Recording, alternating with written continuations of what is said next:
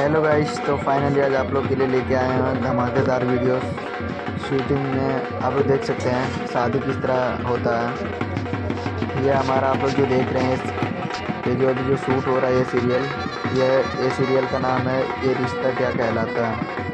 ये सीरियल के बारे में आप लोग को भी पहले से पता होगा, क्योंकि ये सीरियल आज से नहीं, करीबन ये 17 साल से चल रहा है। आप लोग देख सकते हैं किस तरह इसमें शादी कराया जाता है। आप लोग हमारे इसी तरह वीडियो में बने रहिए, लास्ट तक आप लोग को देखिए। आप लोग को दिखाते हैं कैसे शादी होता है। आप लोग देख सकते हैं यहाँ पे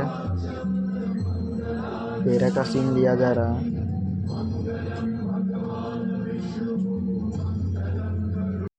तो गाइस, ये फाइनली आप लोग को वीडियो कैसा लगा मैं एक बार कमेंट में ज़रूर बताएं।